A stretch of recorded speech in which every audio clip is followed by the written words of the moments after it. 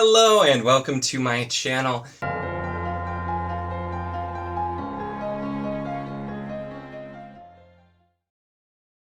In this video, we are going to be talking about To Speak with Elders by Mike Mollman, which is book 2 in Protectors of Brittany, the sequel to Becoming a Druid.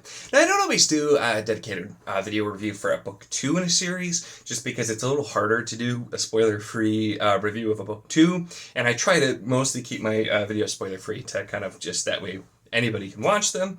But I wanted to do one with this because I really enjoyed Becoming a Druid. It just had that kind of like old school quest fantasy kind of 80s type feel of it. It felt very different from what you get nowadays a lot. Having druids in general, druids I feel like are not nearly as common as they used to be in a lot of fantasy. And it was fun, it had some humor, but then it also like really rose the stakes. And this one in book 2 really raises the stakes in some big ways, but also just really opened things up and kind of was just like quest after quest after quest. There was actually a joke at one point like, not another quest, which I loved. I felt it just kind of fit perfectly because this is one of those books where it has some humor in it and it has some very serious parts in it as well. So it's not like it's a comedy or it's not like it's like a really dark story. It just has a very solid and well-rounded tone, which I think does a great job. And the cover, I feel like, shows you that we got some centaurs here.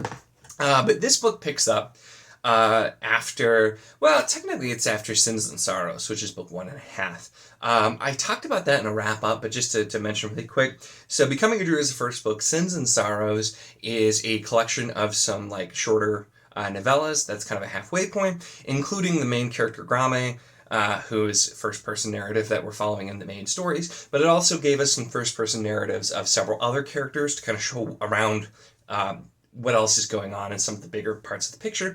So this picked up there, and some of that is relevant, but this continued to really amp up what was going on here.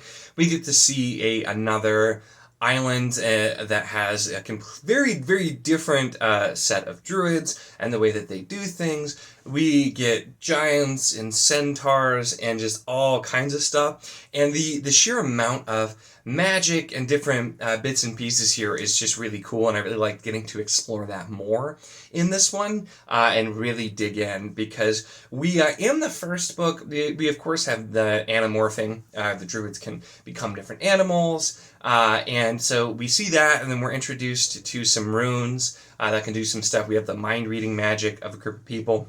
So we have those, but we get some additional looks. We get to see some just like really cool characters with some different sorts of power. We had that a little bit in Sins and Sorrow too, that introduced some other bits, and that's why I do reading that in between, which is where it goes naturally, it being book 1.5, but really did help kind of just give a little something extra here. You could read this without it and be totally fine, but then you're like, oh, so this is kind of where we're going with this kind of thing. So it was really cool. And this just, like I said, was still, the first book gave me what I didn't even know I wanted, which was just kind of jumping back into that kind of 80s style, that just, crazy, all kinds of different magic, questing and whatnot. And then I, for one, am a big fan of the quest trope. I know not everybody is. This one, though, especially, like I said, you get quite a lot of quests. It's complicated. More things get added. They all make sense in world, but if you enjoy the quest trope and just doing different things with quest fantasy, if you like magical creatures, if you like really cool world building and additions and kind of looking at all of the different lore and that type of stuff, there is so much here in this series for you, and I'm really interested to see where this goes, because I'm most certainly going to be reading more, and I'll be interested to know too if there's going to be another like between book with different POVs, because I thought that is handled really well. Because with a first-person POV story, there definitely is, you still are gonna see other characters and know what's going on, but it's harder to do things because you can't like go to another character POV when it's just one narrating. So having that other book that kind of let us see some other characters, what they're doing in the areas around the main story, was really cool to see.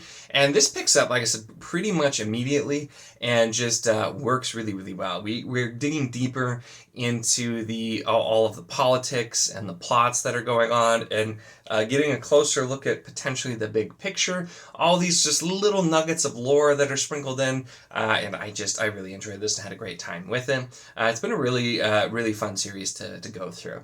I will note too, Becoming a Druid is in Spiffbo, the new one, has been entered, so that's one of quite a few books, because I actually have read or am interested in already a fair number of books that are entered, but I'll really be interested to see how Becoming a Druid does, because that was one that I quite enjoyed, and so I figure between that and, like I said, I'll make a note here talking about the sequel. Definitely one to check out if you were looking at Spiffbo books and wanted to take a look at this, or if you read the first one and kind of wanted to know where the second one goes. Either way, definitely recommend. Like I said, if you're not a fan of quest fantasy, you might have a tougher time with this, because we do a lot of that, but there's a lot of great other aspects with that too, including the characters and their interactions, and I just, Grommy and Fiegel, their interactions are always a delight, and the bits of magic and the way things have been done really let the author play around with some interesting ideas. And that's not even to mention, like I said, I haven't even mentioned some of the other things in here,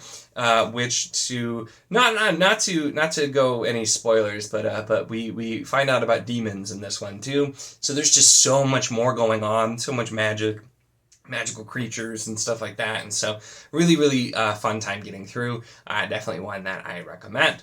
That's really it for this one though, so let me know your thoughts if you've read this or are looking forward to reading this book in the comments down below. Always love to hear from you. Make sure to give the video a like if you enjoyed it. Check the link in the description as always for the Wizardly Do It Discord if you want to chat books, whether this book, other books, any books, really anything at all. It is a lot of fun and we would love to have you. And of course, if you enjoy my content, make sure to subscribe.